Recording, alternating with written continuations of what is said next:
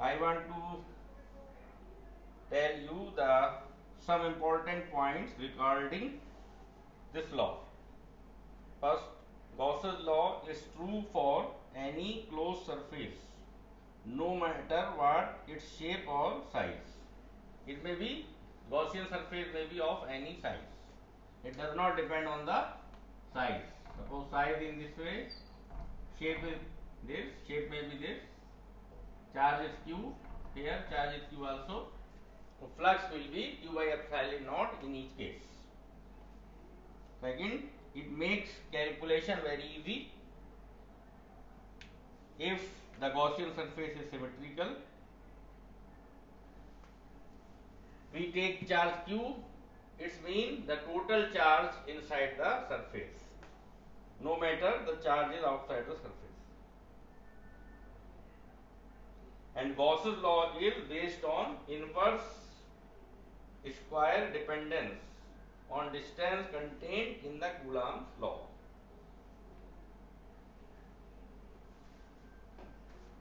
What surface we should choose? We should choose the symmetrical surface. Now there are some applications of Gauss's law.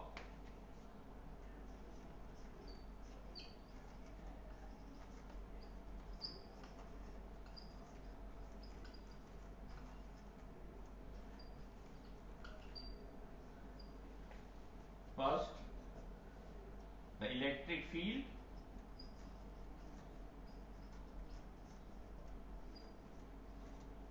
Due to infinitely long,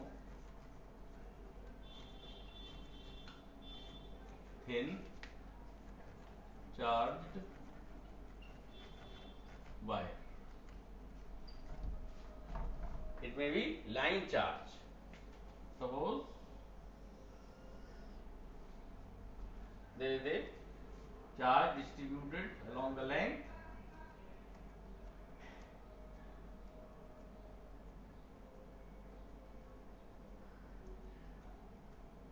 Its charge is uniformly distributed and its linear charge density is lambda. For to find electric field, we choose a Gaussian surface which is cylindrical,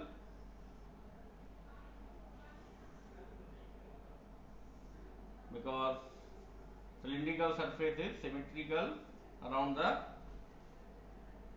wire which is charged. So you can, wire is in this way, wire is between cylinder. So cylinder is around this wire. We take very small area ds in this cylindrical Gaussian surface. Electric field is outward to this surface because it is positive charge, and area vector is also outward in this direction. So electric field and area vector both are in the same direction for a small area. So if we find flux d phi for this small surface, it will be E dot ds. So we will get E ds, because E and ds are direction of E and ds are in the same direction. If we want to find the total flux enclosed by the surface, then it will be integral of E ds.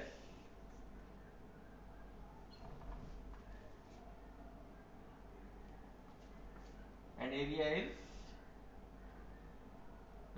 what will the E, because E is uniform and it is integral ds, area, integral of area, then it will be 2 pi r L. If L is the length of this or height of this cylinder, then area will be 2 pi r L. So E is equal to And we know that Q phi is equal to Q by epsilon naught. Here phi we get E 2 pi RL, and Q for this length will be lambda L, because lambda is the charge per unit area per unit length. So in L length charge will be this. So electric field will be lambda upon 2 pi epsilon naught R.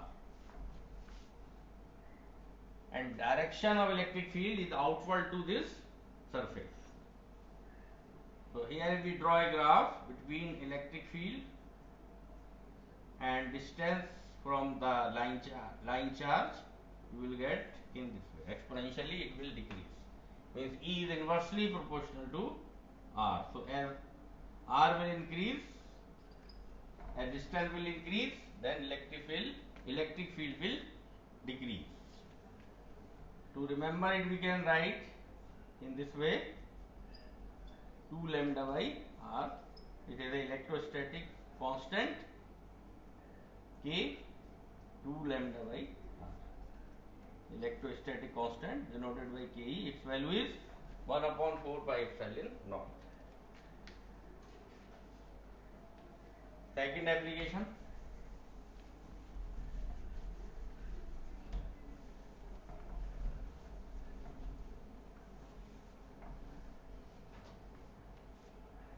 The electric field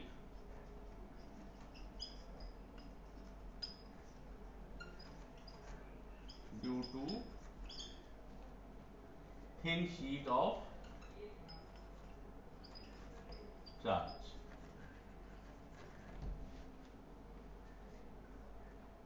Infinitely thin sheet of charge. That it is an infinitely thin sheet of charge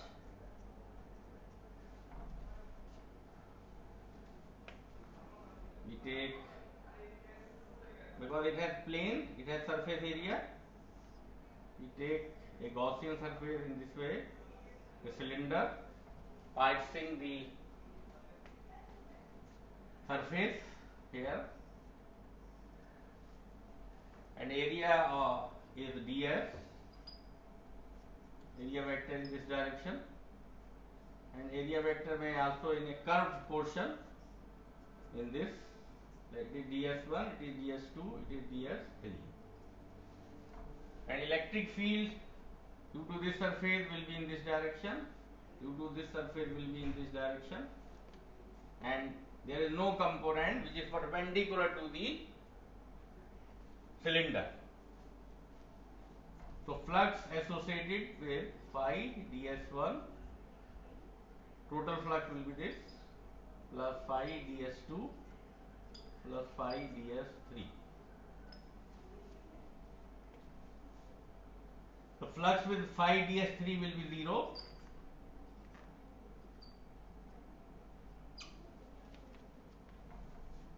because it is E is perpendicular to area vector. So flux is due to only these two, phi ds1 and phi ds2, and it will be E dot ds, because ds1, magnitude of ds1 equal to ds2, let it is ds plus E dot ds. E and ds are in the same direction, it will be E ds plus E ds, so it will be 2 E ds.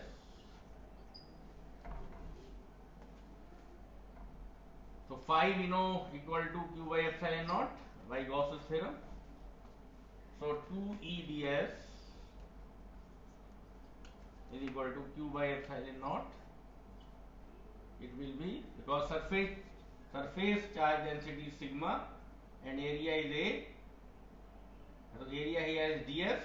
So we will take ds, sigma ds by epsilon naught. So E electric field will be sigma by 2 epsilon naught.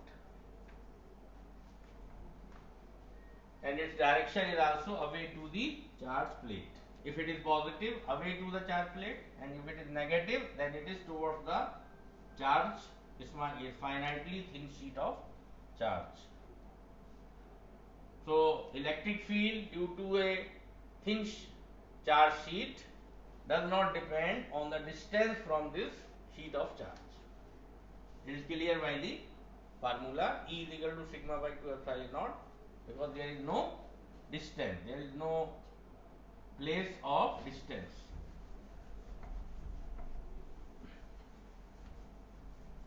Now third application, electric field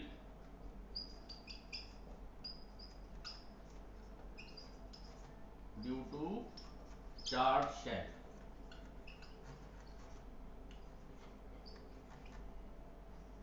Shell is a hollow sphere. First, outside the sphere,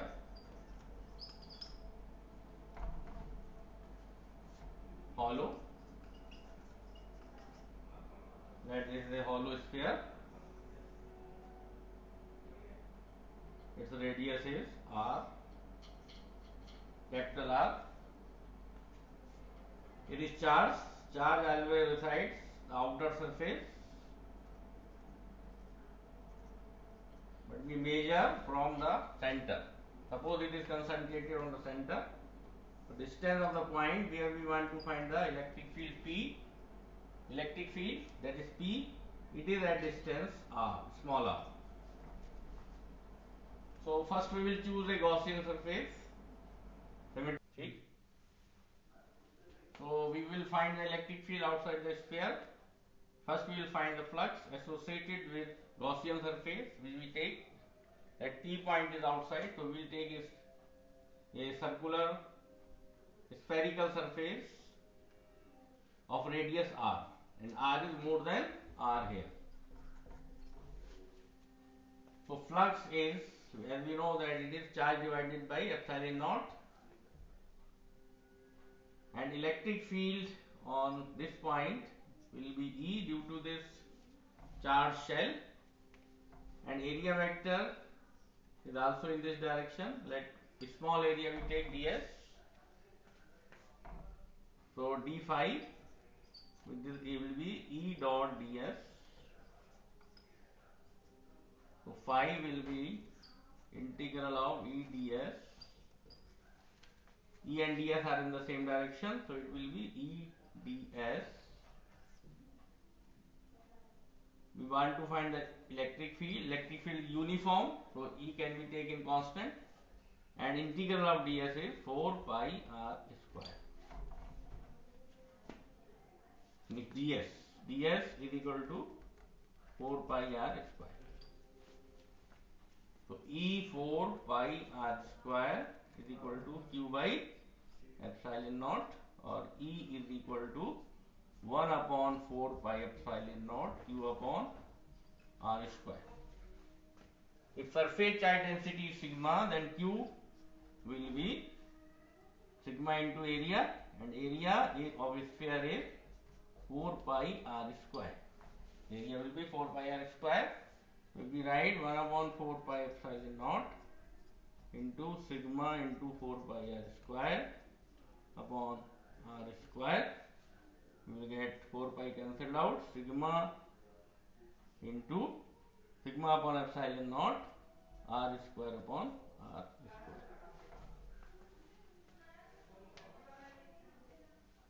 We can also find the electric field on the surface of the sphere. Here on the surface, here r will be equal to r. So electric field will be sigma upon epsilon naught into r square by r square. So you will get sigma by epsilon naught. Now we will find the electric field inside the spherical shell.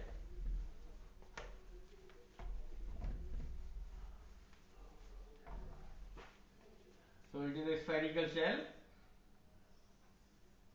Its radius is r. we want to find the electric field inside the shell. Then we will take a point P where R is smaller than R.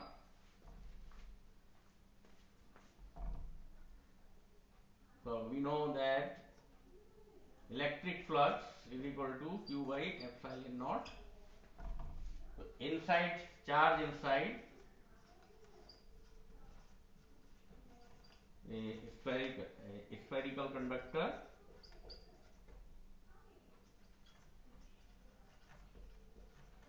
is 0 because there is no charge inside the conductor. So Q is 0 here.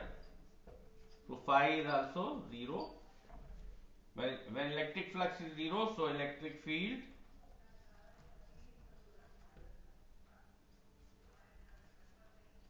is also 0 inside the spherical shell. So these are three applications which are very important in purpose of board examination. Thank you.